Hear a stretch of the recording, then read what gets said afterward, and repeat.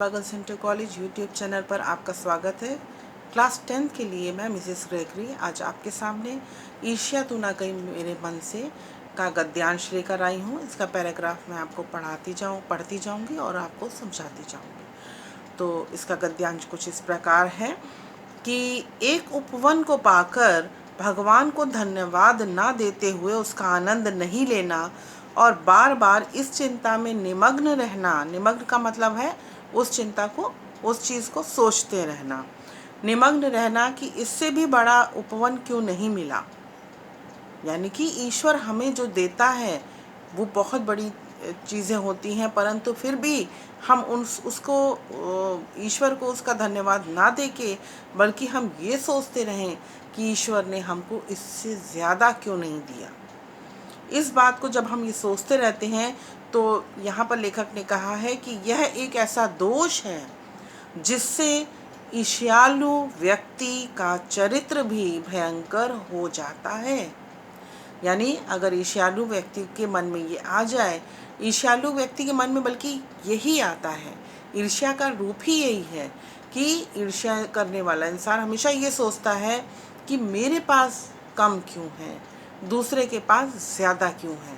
वो अपने अंदर की कमियां देखने लगता है, ये नहीं सोचता कि चलो इस कमी को हम किस तरीके से हटाएं, किस तरीके से उसको अलग करें और हम कुछ और अच्छा करें ताकि हम और आगे की तरफ बढ़ पाएं। बल्कि वो ये सोचने लगता है और भगवान से कहता है कि तुमने मुझे और क्यों नहीं दिया, मैं दूसरों के मुकाबले कम क्यों हूँ। तो देखते हैं आगे क्या लिखा है कि जिसमें ईर्ष्यालु व्यक्ति का चरित्र भी भयंकर हो जाता है और अपने अभाव मीन्स कमियों पर दिन रात सोचते सोचते वह सृष्टि की प्रक्रिया को भूलकर विनाश की ओर लग जाता है।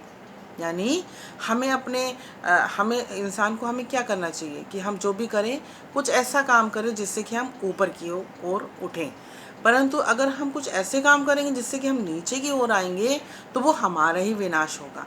तो यहाँ पर ईर्ष्यालु व्यक्ति जब ये सोचने लगता है कि मेरे अंदर तो बहुत सी कमियां हैं और उसी में घुटता रहता है, तो वो जो अच्छाइयाँ हैं उनको भी खो देता है। फिर लिखा है और अपनी उन्नति का उद्यम छोड़कर दूसरों को हानि पहुंचाने में ही अपना कर्तव्य समझने लगता है। यानी कि उसके अंदर इतना बड़ा दोष आ जाता है कि वो ये सोचता है कि किस तरीके से मैं सामने वाले जिसको मैं ईर्ष्या करता हूँ उसको किस तरीके से नुकसान पहुंचा दूँ।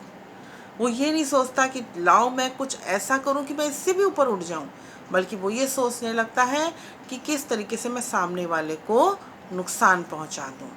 तो इस गद्यांश के प्रश्न उत्तर कुछ इस प्रकार हैं, आइए देखते हैं। जैसे कि आप देख रहे हैं इसमें यहाँ पहला प्रश्न है, गद्यांश के पाठ और लेखक का नाम लिखिए, उपर्युक्त गद्यांश का संदर्भ लिखिए, रेखांकित अंशों की व्याख्या कीजिए, ईर्ष्यालु व्यक्ति का चरित्र कब भयानक हो उठता है, और या फिर आप उसको इस तरीके से लिख सकते हैं कि लेखक ने ईर्ष्यालु व्यक्ति के चरित्र के भयंकर होने का क्या कारण बताया है। दोनों ही प्रश्नों का उत्तर लगभग एक रहेगा। क्या भूल कर ईर्ष्यालु व्यक्ति विनाश में लग जाता है, इसका प्रश्न अभी इसी में आपको उत्तर मिल जाएगा इस प्रश्न का। अपनी उन्नति के उद्यम को छोड़कर ईर्ष्यालु व्यक्ति किसे अपना श्रेष्ठ कर्तव्य समझने लगता है। तो ये सब चीज़ें जो ये प्रश्न हैं, ये सभी प्रश्नों को आपको करना है, इस अपनी कॉपी पर उसको करिएगा। और ये रेखांकित अंश जो है ये मैं आपको व्हाट्सएप पे भेज दूँगी, इसको आप देख लीजिएगा। Thank you.